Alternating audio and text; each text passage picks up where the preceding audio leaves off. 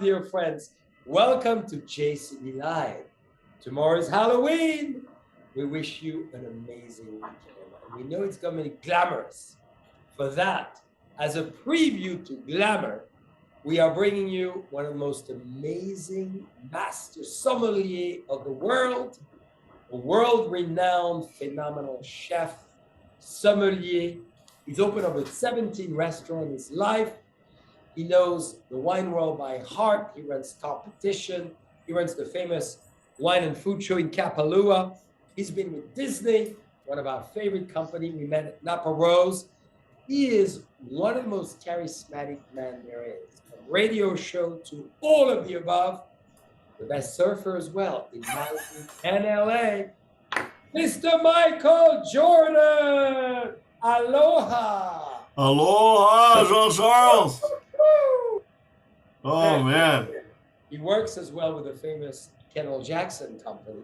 And tonight, Michael, we're going to make an exception. It's not about KJ, it's about JCB. Yeah, cheers.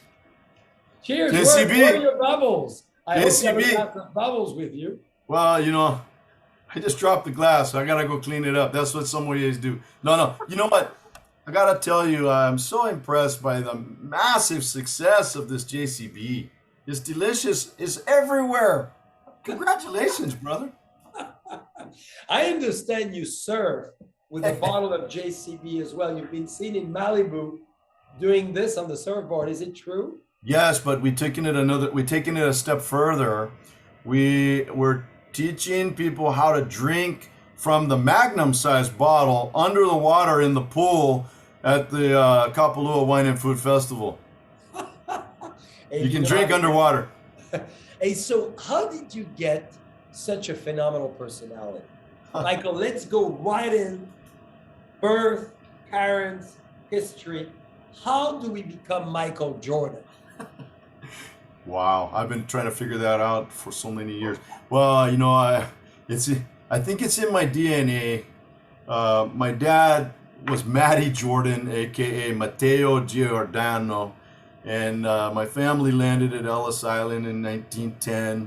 My father was born in Hoboken, New Jersey, in the 20s, and my grandma Louisa was actually also the midwife when Frank Sinatra was born, and Dolly Sinatra, her best friend, they were the two midwives for the little Italian ghetto in Hoboken. Now, why you sing so well? Oh yeah, man. Dolly was a midwife when my dad was born. So my dad was best friends with Frank Sinatra from the time they were born all the way until they both passed away. And Frank made my dad, because they were such good friends, when my pop made it out to LA and opened Matteo's restaurant in '63. Frank just made him by just hanging out in there 4 nights a week, and everybody came, and it was a scene.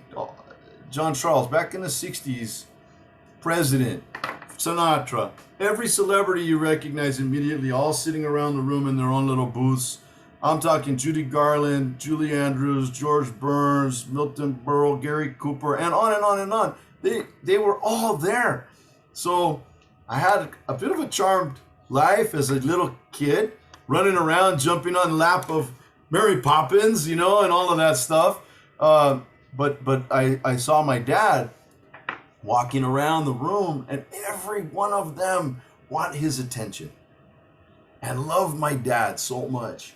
I saw he providing service and great food and wine and a great place to hang, made them adore him and love him so much, and his personality and character. I mean, Frank put him in every one of Frank Sinatra's movies, because my dad was a character. So I grew up like him, I guess. Absolutely.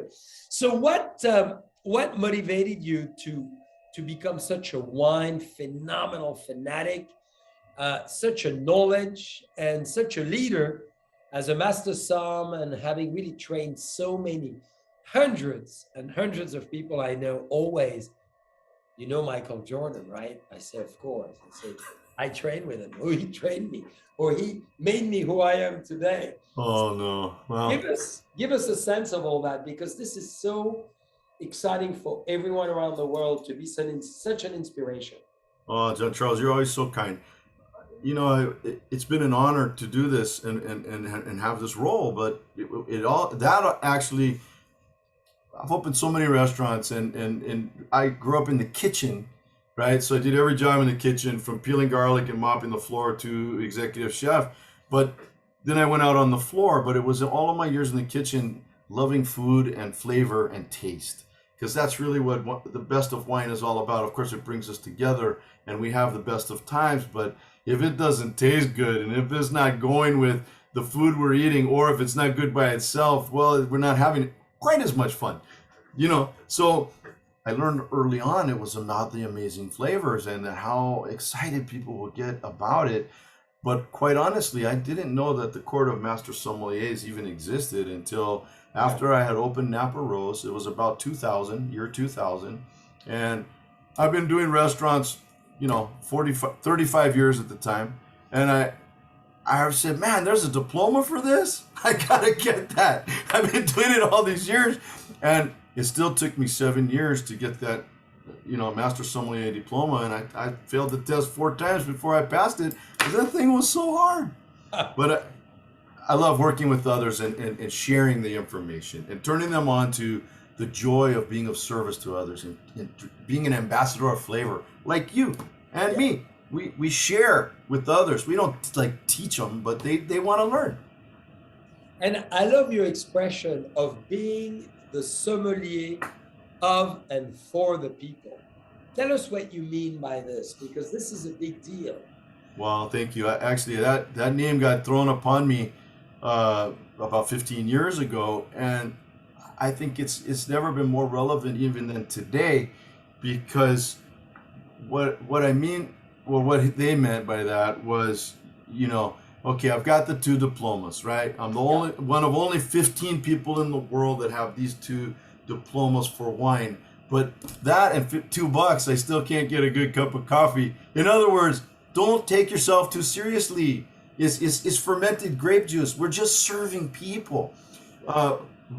We are not the geniuses. We have to honor our guests. And so that's really what, if I try to teach anything to wine professionals and service professionals today, is that the most important person in the room is the guest, not us. We're not a rock star. They're the rock star. We are serving them, bringing delicious things for them, and try to not be arrogant, because the last thing our business and our the community of wine professionals needs is, we finally start to get everybody to trust the sommelier.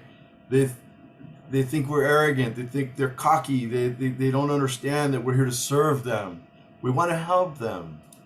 And what was to you your most extraordinary achievement? I mean, 17 restaurant openings, phenomenal big ones like Napa Rose, which is in the world of Walt Disney. This is where we originally met, so fortunately. Yeah. So give us a flair or feel of that. I think that Napa Rose was definitely a crowning jewel and one of my most grateful achievements, because I was in the right place at the right time in the right job.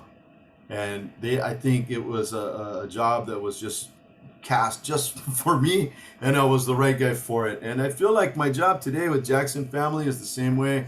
The job, I think, is the right job for me, and it's the most fun thing I've probably ever done. But I want to also say that being able to bring the Court of Master Sommelier examinations here to Southern California for the very first time back in 2000, and it, the thousands of people I've been able to work with and teach and administer examinations to, of being paying it forward, really, I think, has to be, to me, the most important things that I've probably ever done. Another one is you like a fish in the water, on the waves. Tell us about surfing. Well, I will tell you a fun thing about surfing. When I was at Napa Rose, and we were getting, everybody was so fired up about wine, and you were involved there too. We had so much fun together, both you and I and Gina and the whole gang, right, together. I created this thing, a club called the Surfing Sommeliers, and we had like 50 sommelier here in Southern California that love to surf. And we go to the beach and have the most wonderful picnic at the beach. You go surfing and you come out. We have chefs creating, okay, you name it, dream it. We had it with amazing wine and things. But so fun to create the camaraderie that transcends from not just world of food and wine, but to love of the water and water sports and surfing in particular. And, seeing all your friends in the lineup while you catch a wave and you drop in and the wave covers you up, you're barreled, you're inside the tube, and your friends are all there hooting, whoo, because they're watching, and then they get one and you screaming for them too, and then we all get out and have a glass of wine together. Wow. It's a so cool fun feeling, isn't it? To get into a tube and know that everybody's around you watching, and it's fun. Coming live outside of the tube is better too. Oh yeah, man. Oh yeah. Then we sit around and pull out the guitars and start jamming. So let me get this straight now. We got delicious wine and food, which we love. Then surfing together. Then playing music together. That just brings the community together so tight. Friendships are made so deeply because these experiences are so passionate and on a deep feeling level, not on a surface level. Like you and I, we celebrated birthdays together and had the great stories and fun times that create those lifetime memories that we get to keep. And Jean-Charles, you are one of the wonderful people I know that so understands how we get to create those lifetime memories for our guests. And I know you know that more than love anybody. it together. And where do you think, in fact, as I'm serving a little more of 69, Woo! and maybe a little JCB 81 as well, it's JCB Day today, is how do you see the future of hospitality and food right? We're coming out of, frankly, finally out of COVID. So how do you see the world unfolding in the hospitality industry?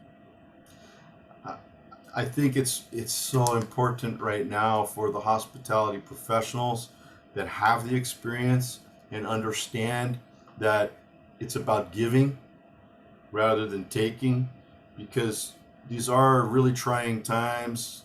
People are so frustrated and depressed and have shell shock of all of the COVID experience that we've all gone through.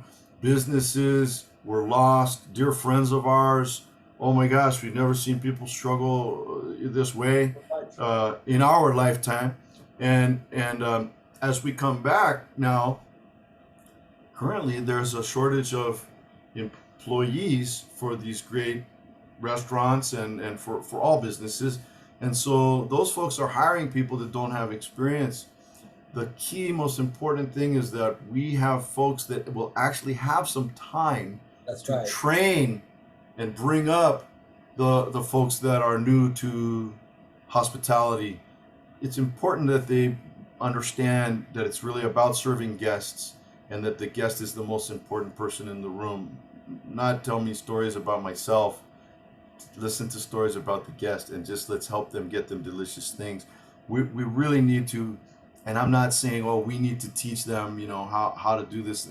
People don't want that today. But sharing information in such a way as how they can make more money and please their guest at the same time, okay, now you have their attention. And then we're able to teach something. Well, and you're an amazing teacher and a great leader, and certainly bring inspiration to everyone around. To that point, you have an incredible radio show, a digital radio show that you've had for so many years, CRN. So do you want to tell us about it? Well, thank you. Yes. And I'll be interviewing you very soon, as you well know, but because I love having you on. Thank you. It's called The Word on Wine. All right. And it used to be called What's Cooking on Wine. Well, Mike Horn started this cable radio network years ago. And when I was at Napa Rose, he came in and he said, man, you could do a radio show from here. I said, really? I used to do radio when I was in college in Hawaii. He said, yeah, well, let's do the radio show from here. So he brought Robert Lawrence Balzer, God rest his soul. That guy taught more people about wine than you and me put together. Oh my gosh, over his 95 years. And so it was Robert and I on the show. We did it live from the Napa Rose restaurant on Fridays. Unbelievable. We changed the name recently from What's Cooking on Wine to The Word on Wine, which I like much better. But we just recently did our 750th show. Wow. That's once a week for 750 weeks. Man, I said I don't feel a day over 600. Okay? What's going on? I love it. And are people really engaged in radio programs and podcasts, right? Oh, right now, yeah, and especially now. Yeah, for sure. For sure. That's why I'm excited about this for you. I was listening to some of your programs that are incredibly entertaining and enjoyable. Well, that's because we have amazing people like you. That's the key. So now, you're doing as well an incredible event, wine and food event in Kahlua. So it's coming up next June. So you bring a group of amazing people together. It's a huge wine and food event, right? Yeah, it's we celebrated the 40th year during COVID with no real event, but this next year in Kapalua at the Ritz-Carlton at the Montage Hotel, both at Kapalua Resort on the island of Maui. We bring every year in June, and this year will be June 8th through the 11th to Maui. Great chefs, great vintners, and literally they've gone around the world several times when you think of 40 years of this event, and great Master Sommeliers that attended, but even more than that, great winemakers and great chefs. But it's a little boutique kind of wine and food festival. It was voted #1 festival in the country from USA Today 2 years ago. So we know, okay, somebody likes it. But they come from all over the world, from Asia, from the mainland US, from all over Hawaii. And the thing that really is the best about it, when you think about a wine and food festival, think about Colorado and Florida and the places, Monterey, where we've had great festivals. This is a little boutique festival under coconut trees on the island of Maui, all right? With the view of Molokai and the other islands in the distance and beautiful water, where the chefs and the winemakers that come are completely engaging with the guests. They are approachable. Guests have ability to actually participate in this thing rather than just sitting in an audience, How many guests do you have total at this event? Oh, a few thousand come out. But that's not a big thing when it's spread over 4 days. And then there's walk around, grand tasting, and then smaller and more intimate winemaker seminars. And then we always, I know I've been trying to get you there for a couple of years, and if you're not there this year, I know you'll be there next year, because they want to bestow a great honor to you, John Charles, at the festival there, and rightly so. But that being said, it's not your just run-of-the-mill, average, everyday, ordinary thing. It's going to be the greatest winemakers that also have the ability to communicate well and engage with guests. Is it a requirement to know how to surf? No, but you know what? They have surfing lessons over there. Luckily, I love it. And if you're not into surfing, you can swim with the giant sea turtles. Oh my God, this has something for everybody. Yeah, that's the cool part. So we just tasted a Russian River JCB 81. Oh man. There's a region you love. This is not from Willamette Valley. This is actually from the Russian River as well. Russian River. But tell us a little bit about why you love the Willamette Valley so much and what it means to you. Thank you. But before we do, I just want to say, when you went ahead and took the risk and purchased Deloach and the amazing vineyard properties, and then went ahead and go and turn that thing not only organic but biodynamic and made the commitment, that was felt in the industry. And folks like myself who love and adore and have had a flag and a drum for Russian River Valley all these years, okay, paid attention to that, and the wine's great. The wine is great, you know. And I'm a fan and have been since day one. And you know, I come and visited you there and told you that in person when I kissed you on the cheek. Okay, so just saying.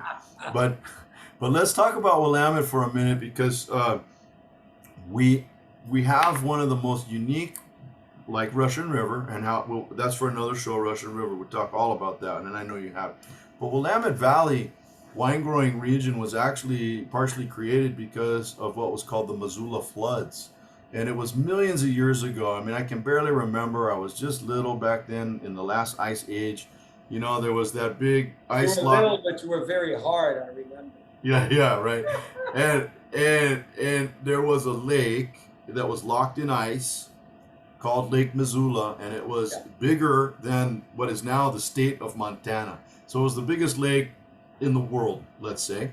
And a cataclysmic event occurred and broke the ice wall, causing a flood over 200 feet tall. Now that's a big wave, okay?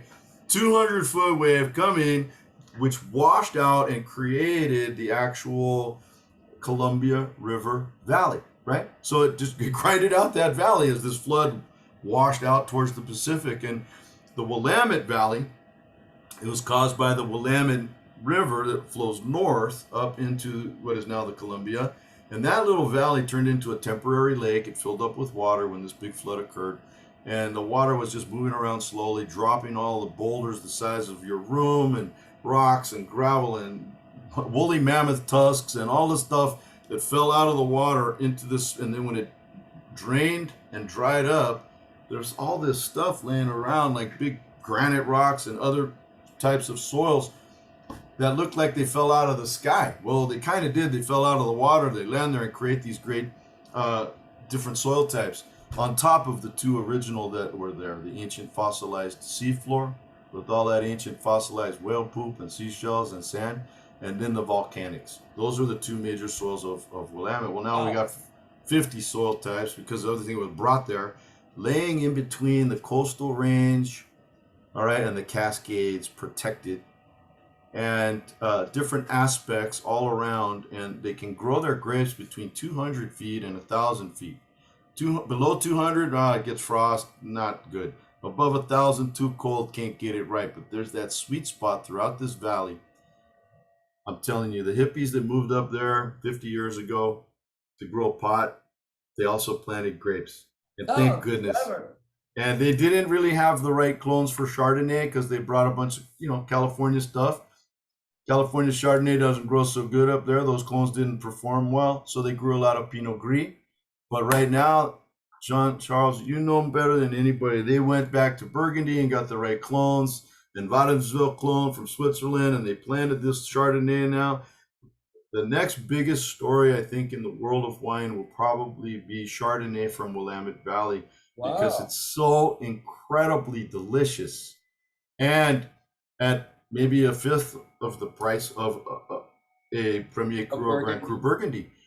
So there's really going to be a place for it in this world, but what they do well already is the Pinot Noir. And even though they've only been growing 50 years, which is nothing, compared to the thousands of years in the old world, they caught up pretty quick. And what we used to think in the beginning, it's green, it's leafy. I don't know, Oregon Pinot. Oh, they haven't had a vintage like that in a long time, and it is savory with layers of flavor. Oh, you in love. You became a geologist, and you became such a loving, passionate man for the North. A California boy now loving Oregon. Ooh la la. How can you imagine? And great winemakers like Lynn Penner Ash, right? And youngsters coming up under these. Eugenia Keegan. Oh my God, you know her because she used to buy fruit from Deloach in that little block. Back in '99, I was buying Pinot from Eugenia from Deloach Fruit, but now she's up there, and all of these, these guys, Kent Kupperman, and some of the greatest viticulturists and enologists and winemakers on the planet are focusing energy pretty soon. Jean-Charles Boisset in Willamette Valley, I think. No, I don't know, but I'm just saying it's really a gem, a jewel that exists that a lot of people still not familiar with, and worth tracking down some good Willamette Valley. They just added 3 more AVAs while we were sleeping last night over there. Okay, so the thing is getting Sleep too attention. long. Wow. Maybe you sleep too long. Hey, what about Maui? I hear they make a little wine in Hawaii as well, right? Is it? Yeah, yeah. Not just on Maui, but on the Big Island too. And they've only been doing it for a minute, so there's going to be a lot of room for improvement. But it's not just pineapple wine anymore. They're growing vinifera grapes over there and up on the volcanic soils of Haleakala, up above way high above Maui, uh, up in the Kula and Ulapalakua area up in there, and then on the Big Island of Hawaii, in the volcano area, there's actually a town called Volcano. I wonder why. Yeah, there's a volcano but right by Volcano National Park, in Volcano, there's a winery there too. And so, yeah, it's amazing. These are the wineries of the future, because they're just getting established now. But I think it's so fun that the world of wine is increasing and growing so much in so many places that we used to think were random, and now they're mainstream. And those grapes that you once never heard of are the things that you enjoy drinking frequently and regularly now. Absolutely. So now, you have a friend recently who just got a big award Yeah. this magazine. Do you want to Oh, tell yeah. us? Well, thanks for asking. Yeah, our good friend, Greg Brewer, uh,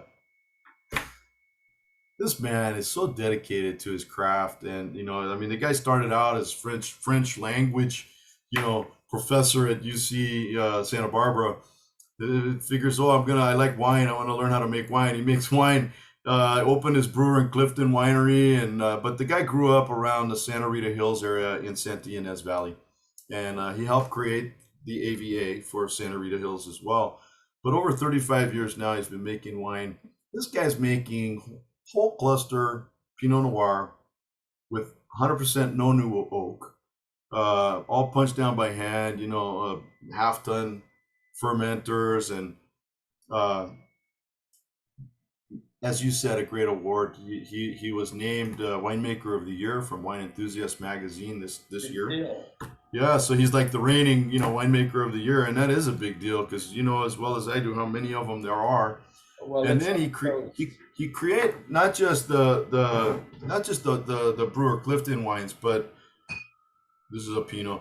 Not just that, but he created a new Chardonnay that I think you and I would both love to have together because it's luxurious. There's no oak on it, but I don't call it unoaked Chardonnay because that makes me think of things like Chablis style. Yeah. It's not Chablis style. It's not high alcohol, but it is bigger, it's more plush, it's more luxurious, it's more intense, but it's unoaked. It is no oak. It is old barrels only, like 20-year-old barrels. And oh my gosh, it's growing, in that area. They have diatomaceous earth and ancient fossilized little planktons. It's all marine soil, no volcanics there. So in Santa Barbara County, they have all these marine driven soils, but they also have the coldest and longest ripening season of anywhere I'm aware of in the world. Really? Like we think, Burgundy to us is the grail and the model. And they have a long ripening season. I think it's about 160 days, right? Between, flowering and harvest. It's over 200 days in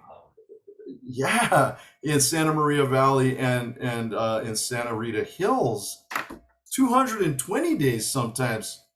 Extra long hang time because of the cold average temperature, but cold and dry, so they don't have problems. And that stuff can just hang. We don't have to call out everybody, hey, we have to harvest tomorrow because the sugar is rising. They can harvest over a couple of weeks because it just kind of stays the same for the long ripening season with phenolic ripeness and physiological ripeness. And that's what makes these wines so intense, and they got power without alcohol. and beautiful flavors without overuse of oak. which is the key. So, Michael, what actually inspires you at this stage in your life? Because you have so many success, so many great achievements, so much you've done. What gets you going? Well, things like what I just talked about, Yeah, passionate people. I think my two, well, maybe three favorite things, if you know, is flavor. I love flavor. I'm a fan of delicious. I love the language of delicious, which you speak very well. I want to teach people and share with them the language of delicious as the sommelier for the people. That's my job, right? We're ambassadors of flavor. So flavor is number one. Two, friends. I want to make friends. I want to have friends. I want to be around my friends because there's love there, right? And yeah. then three, I don't know about you, but I love me some music on my way to go surfing. Just saying. That's four things. I slipped one in there. Okay, so I love it. flavor, friends, surfing, music. It's all about sharing the love. And so, what's your dream now? Oh man, people will start loving each other again, and I think that they can do that around a bottle of wine or a good meal. And I think that we can actually help heal the world with our wines, because wine will bring the people together, and then they will realize that even if they have different opinions, we're all human beings, we're all people, we all, care, and that they won't hold it against each other so badly for caring passionately. That's my dream right now, because man, the world needs some love big time right now. And you and I, we've been around long enough to realize there's ways we can provide that Yes, for them, even without them knowing it. totally agree. So well said, Mr. Michael Jordan. Ooh la la. So now, Michael, as I have a toast to your incredible future and your wise words of love, any big message you want to send to all the world, all the friends watching you now? A big message. Big, big, big. The Michael Jordan way. Here it is. Share your wine with others because it makes it more delicious. That's it. Bravo, Just, bravo. just be nice. Salud. Bravo. Jean-Charles Boisset. Michael Jordan, ladies and gentlemen. Bravo.